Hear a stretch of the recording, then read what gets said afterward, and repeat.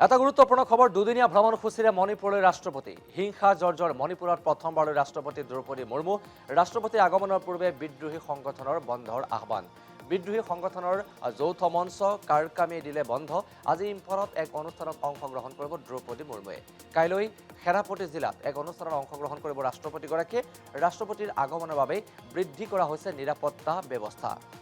আৰু উল্লেখনীয় কথাটো হৈছে যে বিদ্ৰোহী সংগঠনে ৰাষ্ট্ৰপতি আগমনৰ পূৰ্বে বন্ধ ঘোষণা কৰিছে বিদ্ৰোহী সংগঠনৰ যৌথ মঞ্চ কাৰাকামে বন্ধ দিছে আৰু আজি ইম্ফলত এক বিশেষ অনুষ্ঠানত অংশগ্ৰহণ কৰিব ৰাষ্ট্ৰপতিগৰাকীয়ে আৰু ৰাষ্ট্ৰপতিগৰাকীৰ আগমনক কেন্দ্ৰ কৰি কটকটীয়া কৰি গঢ়ি তোলা হৈছে নিৰাপত্তা ব্যৱস্থা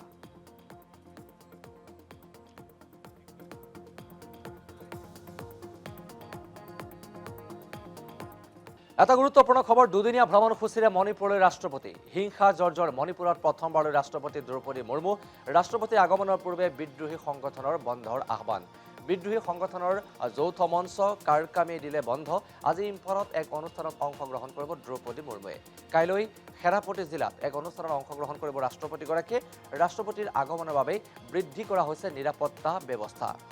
আৰু উল্লেখনীয় কথাটো হৈছে যে বিদ্ৰোহী সংগঠনে ৰাষ্ট্ৰপতি আগমনৰ পূৰ্বে বন্ধ ঘোষণা কৰিছে বিদ্ৰোহী সংগঠনৰ যৌথ মঞ্চ কাৰাকামে বন্ধ দিছে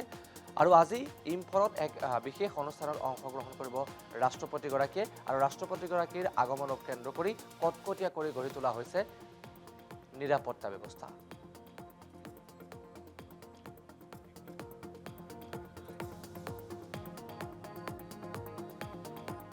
এটা গুৰুত্বপূৰ্ণ খবৰ দুদিনীয়া ভ্ৰমণসূচীৰে মণিপুৰলৈ ৰাষ্ট্ৰপতি হিংসা জৰ্জৰ মণিপুৰত প্ৰথমবাৰলৈ ৰাষ্ট্ৰপতি দ্ৰৌপদী মুৰ্মু ৰাষ্ট্ৰপতিৰ আগমনৰ পূৰ্বে বিদ্ৰোহী সংগঠনৰ বন্ধৰ আহ্বান বিদ্ৰোহী সংগঠনৰ যৌথ মঞ্চ কাৰকামে দিলে বন্ধ আজি ইম্ফলত এক অনুষ্ঠানত অংশগ্ৰহণ কৰিব দ্ৰৌপদী মুৰ্মুৱে কাইলৈ খেৰাপতি জিলাত এক অনুষ্ঠানত অংশগ্ৰহণ কৰিব ৰাষ্ট্ৰপতিগৰাকীয়ে ৰাষ্ট্ৰপতিৰ আগমনৰ বাবে বৃদ্ধি কৰা হৈছে নিৰাপত্তা ব্যৱস্থা